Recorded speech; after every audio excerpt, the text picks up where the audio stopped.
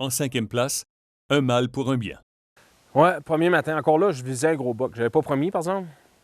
Quand on promet, on tombe dans un premier gros buck. C'est pour ça que je dis aux chasseurs que j'apprends tellement quand je promets des gros bucks parce qu'on tombe dans un autre niveau, on n'a pas le choix. T'sais, Eric et moi, l'autre fois, on est allé prospecter un territoire, puis je me disais, hey, ça serait super chasser ici, mais tu vois, ça prend plus que ça. Puis vu que ça prend plus que ça, c'est à cause de promesses de gros bucks que j'ai fait cette année. Normalement, le territoire que je suis allé visiter, ça fait plus d'un mois de ça, m'aurait contenté à 100 %. Mais là, c'est pas pareil, il faut aller au-dessus de ça, fait que là, ça fait que tu apprends plus. Puis, sur ce territoire-là, je cherchais un gros buck, mais sans l'avoir promis à tout le monde, sans le faire embarquer sur un autre niveau, là. Puis, il a vraiment pas fait beau. Vraiment pas fait beau. Dans la pluie, et si on résume, je pense qu'on était pas mal dans la pluie. Avec la pluie, je sais pas, vous entendez sûrement la pluie, là. Il mouillait comme ça tantôt, c'était incroyable, là. C'est pour ça qu'on n'a pas pu filmer rien. Donc, vous voyez qu'on n'est pas dans les conditions pour ça normales du tout. C'est mieux qu'il est resté dans le camp.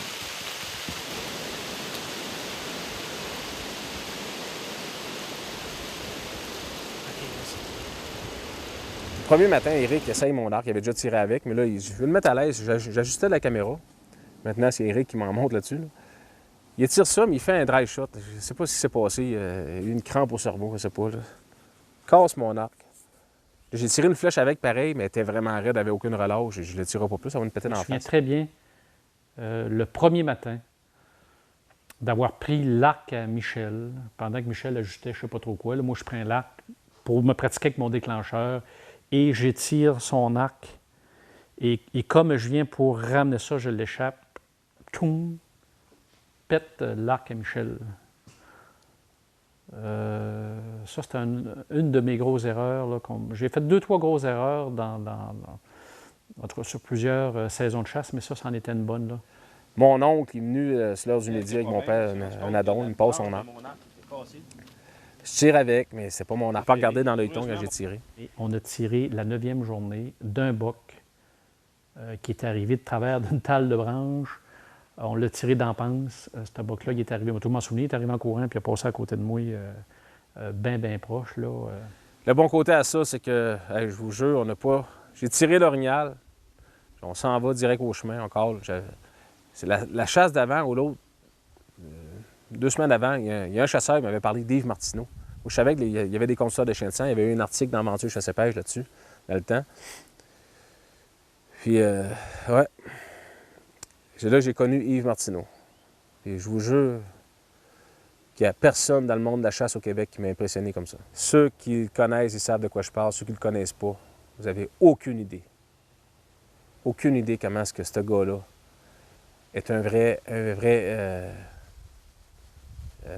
c'est tout. C'est un pionnier, c'est un bâtisseur, c'est un autodidacte. C'est un génie, finalement, ce gars-là. On pourrait le classer dans les génies. Yves Martineau, là, un phénomène. Je ne le connaissais pas, Michel.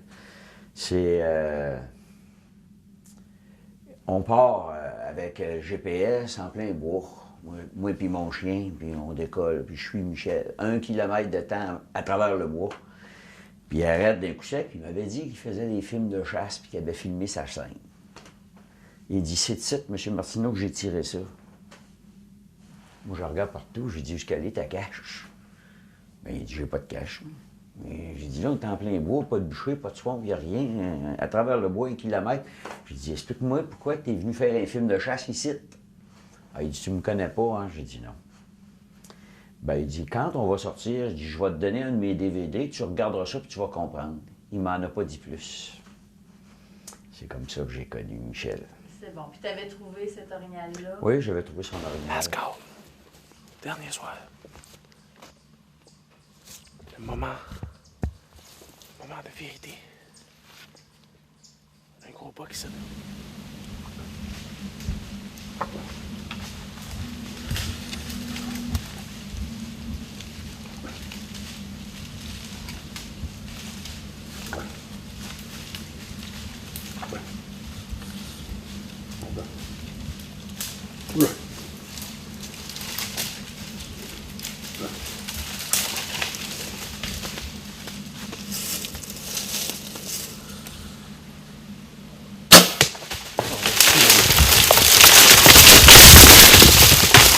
Allez, allez.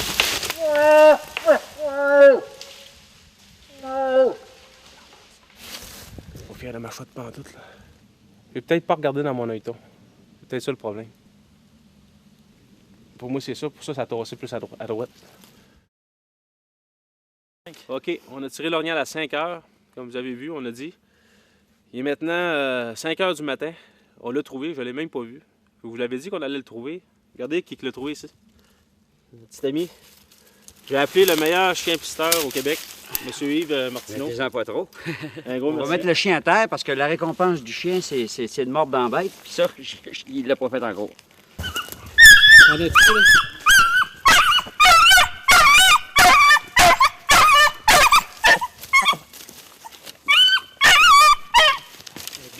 Ouais.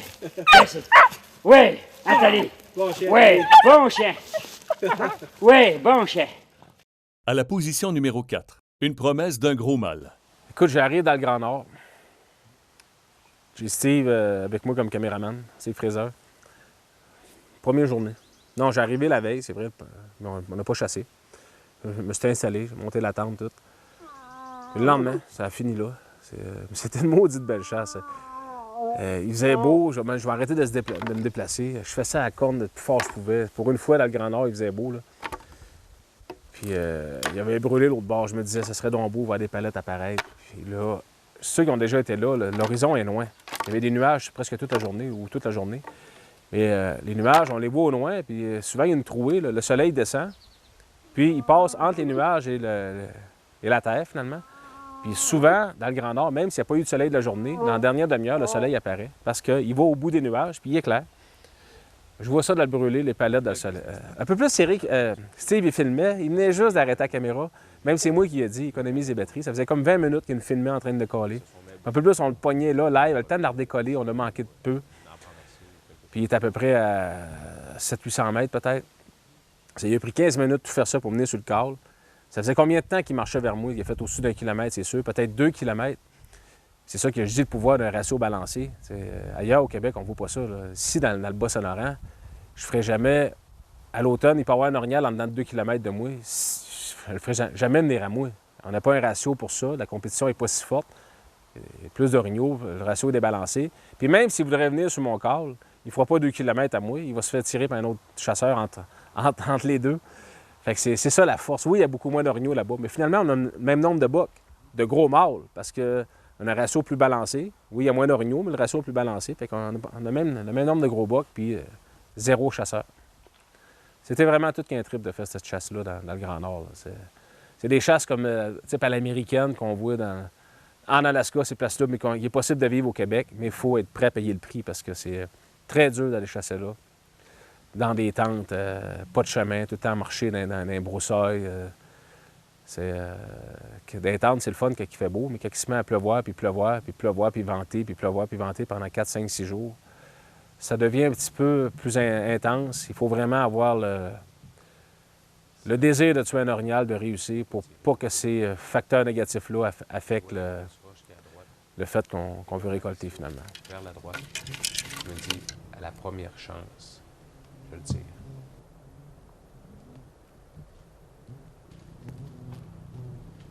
Il se baisse la tête pour corner après les arbres.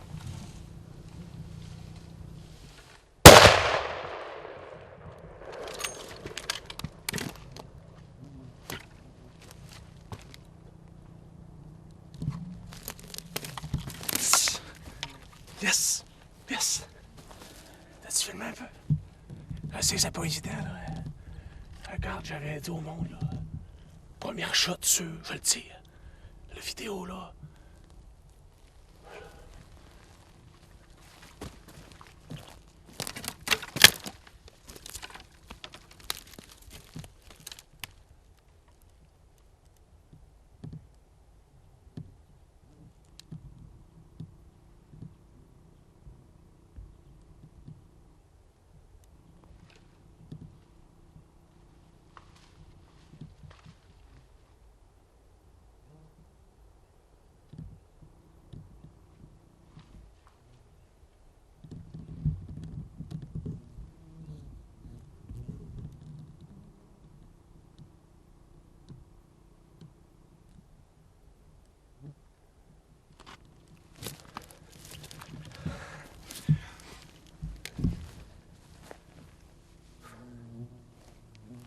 dit qu'elle pétait fort, la carabine.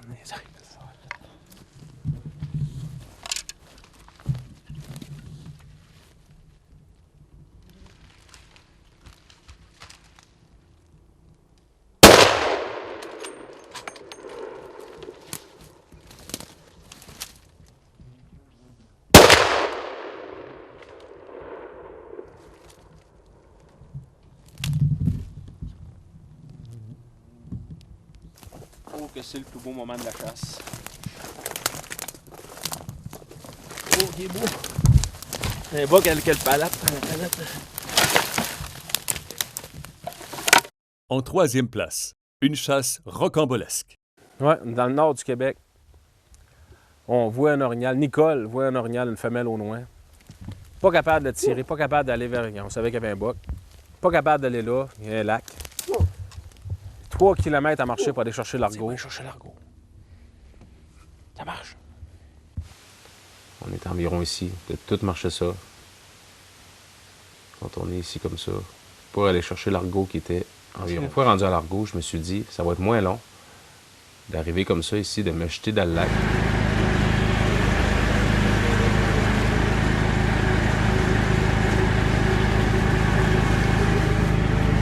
Je m'en vais vers eux autres. Je suis à peu près à 700 mètres. J'essaie de venir par le lac. Traverser le lac. En tout cas, c'était vraiment, vraiment une chasse. Tu peux pas vivre ça ailleurs que dans le Grand Nord. C'est exceptionnel comme qualité de chasse qu'on a là-bas, mais comme possibilité aussi qui peut arriver. Là. Qui a déjà vécu ça au Québec, que ce soit en canot, en chaloupe ou en argot, voir un orignal, avoir le temps d'aller marcher 3 km, pour revenir, pour aller traverser, pour aller tirer l'orignal de proche, l'autre bord. C'est une belle chasse, l'orignal. Il s'en venait, il est venu vraiment proche. Il avait comme lâché. C'est vraiment une chasse inoubliable, vraiment. En plus, tout qu'un boc. C'était vraiment. Le devant de la tête de cet orignal-là, au Québec, j'ai jamais vu ça. C'était quelque chose. Il était vraiment gros. J'ai fait tuer des bocs au-dessus de 1000 livres au Québec, au-dessus de 800 livres en quartier. Mais lui, je vais vous avouer que d'après moi, ce que j'aurais à les faire à se battre ensemble, là, tous ceux-là que j'ai fait tuer, là, pas mal sûr que, en tout cas, j'aurais mis 2 pièces sur lui. C'était toute qu'une machine. Là, le devant de ce boc-là, le coffre, la grande face. Vraiment un beau boc, vraiment. Là.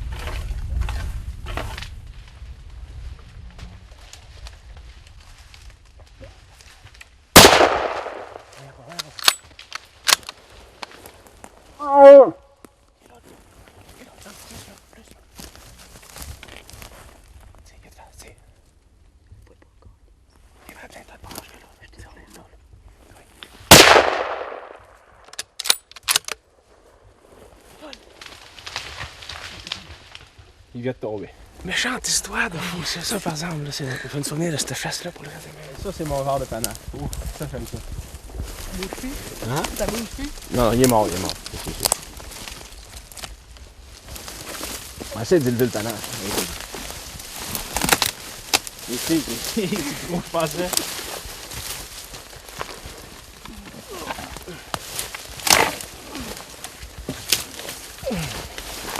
Ouais, regardez, belle palette pleine. Oui. Alors.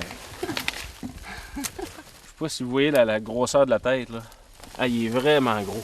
Regardez le coffre. C'est ça. Il est incroyable. J'ai hâte de voir le poids de ça. Là. C'est un monstre. Vraiment, là. Ouf. Ouh, content, là.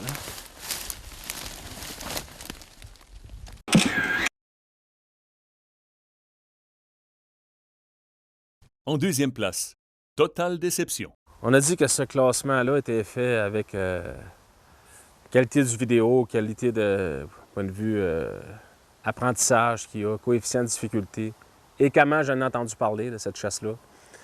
Et celle-là, je suis obligé de la mettre au top 2 parce que, en parlant d'autres chasseurs aussi, là, j'en ai entendu parler. C'était le premier matin.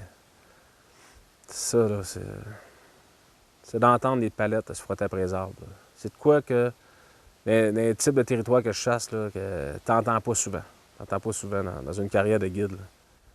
C'est 2 panneaux de venir qui frottent après les arbres. Vraiment plate. Vraiment plate qu'on n'ait pas tué cette boucle-là. 2006, un souvenir, tout un souvenir, toute une séquence de chasse. J'étais avec mon frère, ma soeur.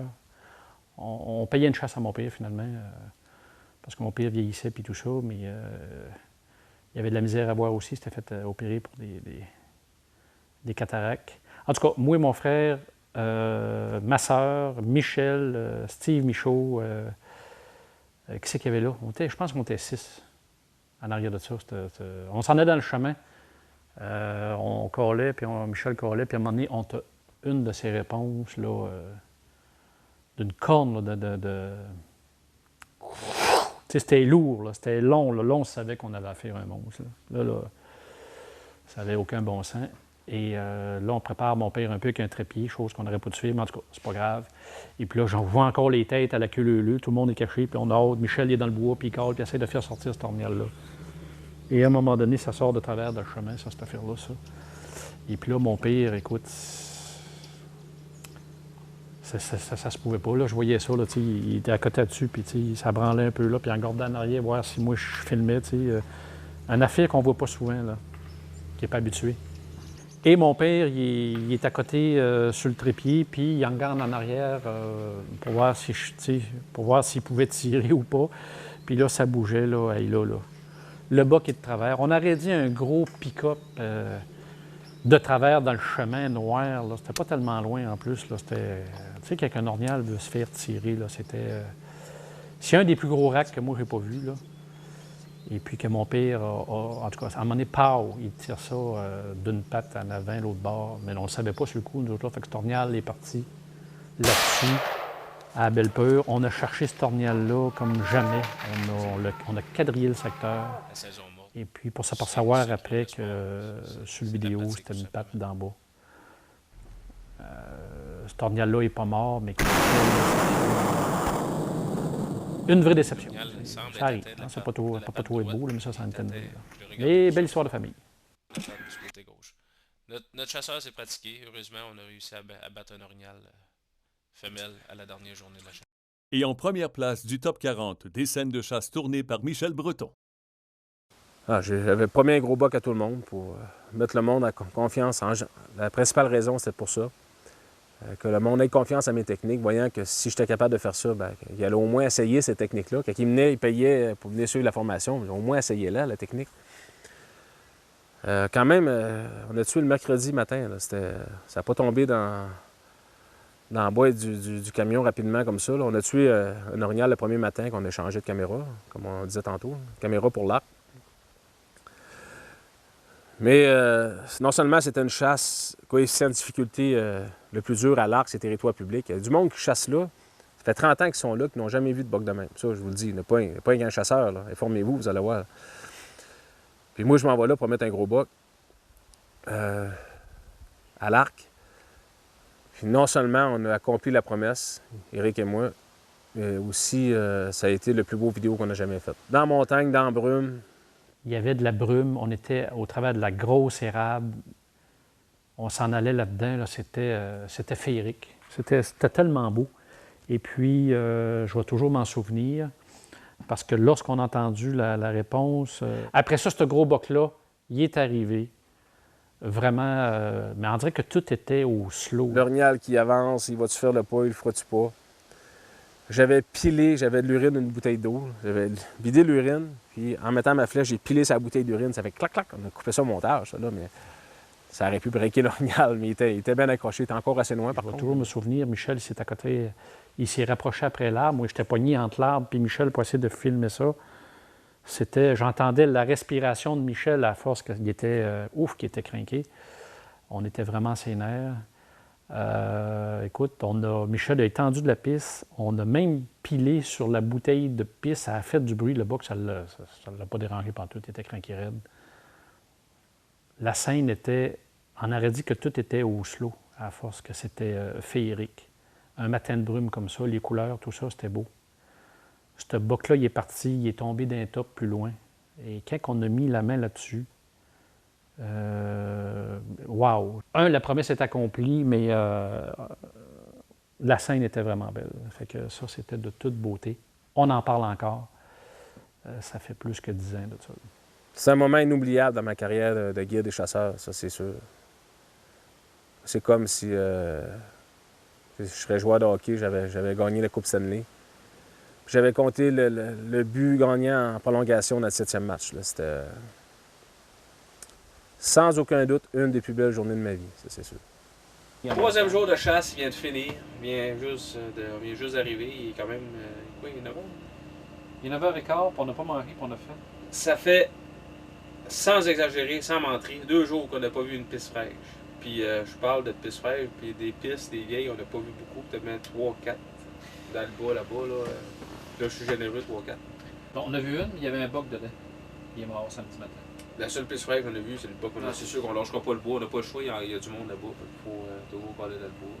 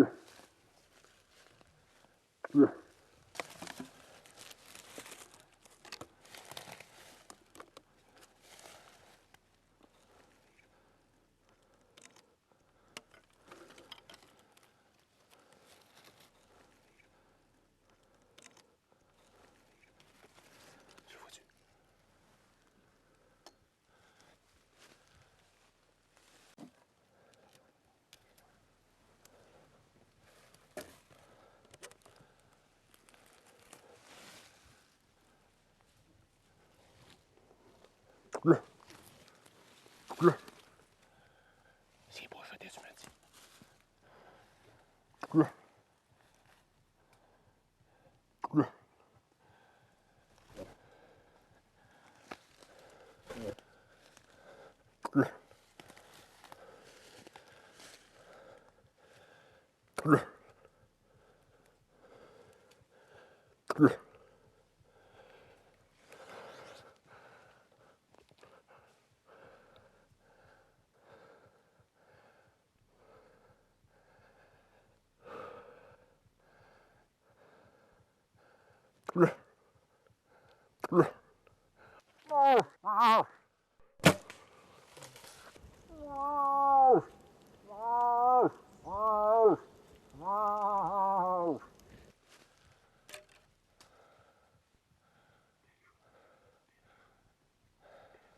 Ben, c'est sur Rick.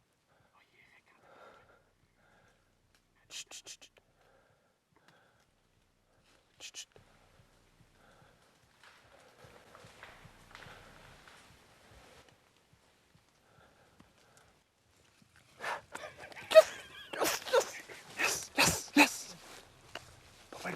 avec ça, parce que c'est... Qu'est-ce que t'as fait là-dedans, moi, Eric? C'est une chasse qu'on avait dit qu'on tue un bug mature.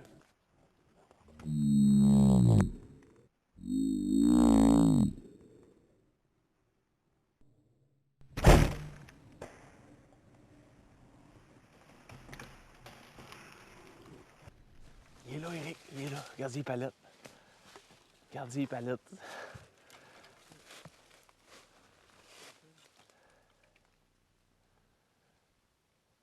C'est pas une dessus?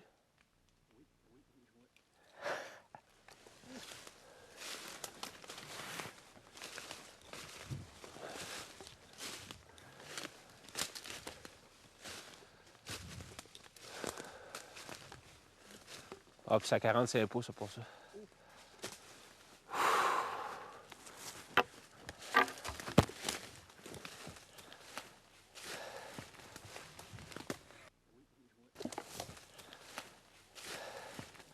Eric, encore une fois, un gros merci.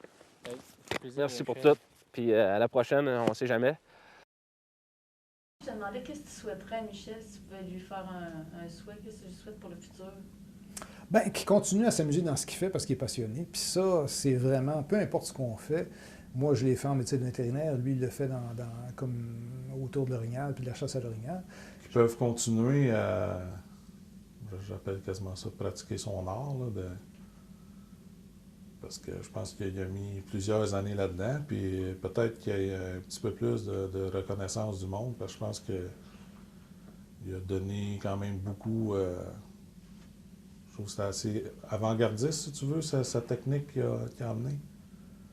Peut-être s'il était capable d'avoir un petit peu plus de reconnaissance, ça ferait chaud au cœur de voir qu'il est apprécié du monde.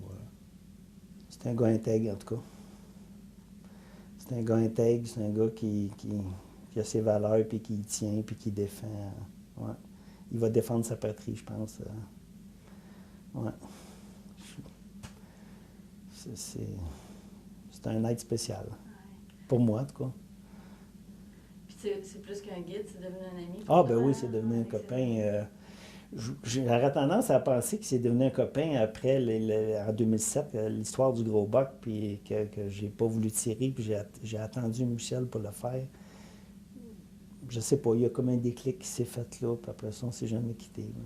Ah, ben écoute, longue vie, hein, qui perde pas sa passion. Là. Je sais pas, j'ai rencontré sa mère, puis je l'ai vue combattante, puis je l'ai vue décédée, ça fait pas bien des années, ça fait pas longtemps, puis j'ai reconnu Michel dans sa mère, là, c'est terrible, là. C'est un battant, là, puis faut pas qu'il lâche, Michel. Ouais, faut pas qu'il lâche. C'est un être avec une force, là, inouïe. Je pense qu'il sait peut-être même pas lui-même. D'être reconnu. Parce que j'en connais beaucoup, j'en vois beaucoup, parce que je suis conducteur de chiens de sang. Je vois beaucoup de chasseurs, je vois beaucoup de guides, je vois beaucoup de gens. Puis selon moi, c'est le king au Québec. Il y en a qui vont dire « Ouais, mais là, il y a un parti pris. » Non, non. Ceux qui vont douter, là, bien, vous irez à sa formation. Puis quand vous allez avoir vu sa formation, puis là, je parle autant à un professionnel qui donne déjà des formations. Vous doutez, allez voir sa formation, vous n'avez aucune idée de ce qu'il donne comme formation. De continuer à faire ça, ce qu'il aime, c'est ça, c'est là la richesse, de faire ça jusqu'à sa retraite, jusqu'à temps que ça aille sur une galerie à se bercer. C'est bon. C'est ça, c'est ça la richesse, de pouvoir faire ce qu'on aime, puis de la partager. Bien, ce que je souhaite à Michel, c'est vraiment d'être reconnu pour l'homme de passion qu'il est, puis le grand homme qu'il est, l'authentique qu'il est, parce que des fois, dans le monde de la chasse au Québec, c'est une jungle, puis si les gens peuvent juste apprécier puis reconnaître, bien, je lui souhaite d'être reconnu à sa juste valeur.